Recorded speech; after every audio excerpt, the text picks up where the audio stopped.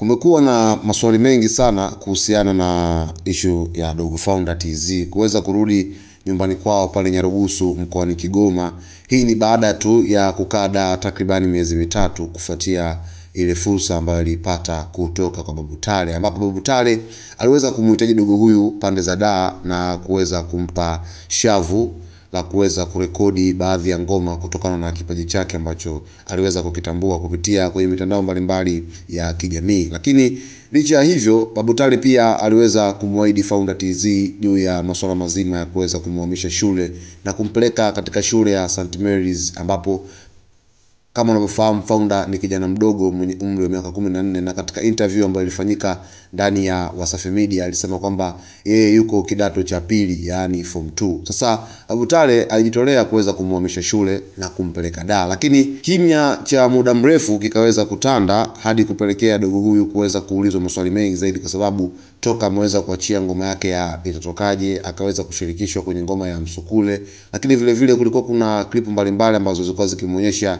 akiwa studio kuandaa baadhi ya ngoma. Lakini vile vile licha ya hivyo aliweza kuandaa EP yake kwa producer S2 pamoja na Liza.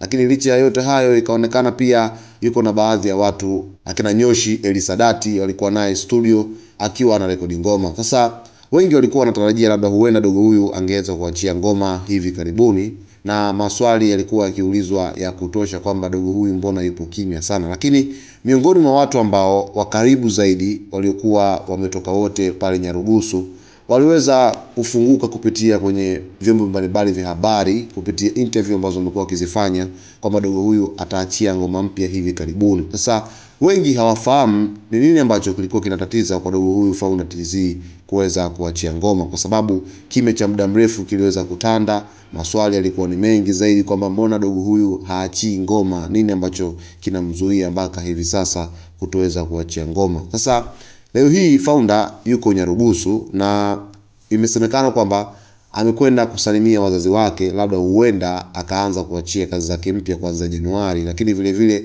huenda akaanza kusoma kuanzia Januari, ambapo huwa ni mwaka mpya wa masomo hapa nchini Tanzania kama ilivyozoeleka. Sasa bado kuna maswali mengi watu wanajiuliza nini ambacho kinaendelea kwa dogo Founder TZ, kwa sababu ni mtu ambaye ana kipaji kikubwa sana na wengi walikuwa tayari washaanza kumfuatilia na kupata fan base kubwa sana, mashabiki kutoka ndani ya nchi ya Tanzania na nje ya nchi ya Tanzania.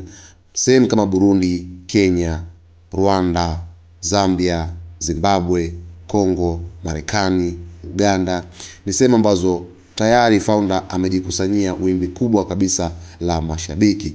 Sasa cha muhimu kabisa ni kuweza kufuatilia stories za dogo huyu kupitia kwenye channel ya ZTV hapa kwa kusubscribe, lakini vile vile kulike video zetu, kucomment pamoja na kushare, ambapo hii itakupelekea wewe kuwa wa kwanza kupata taarifa zetu mbalimbali.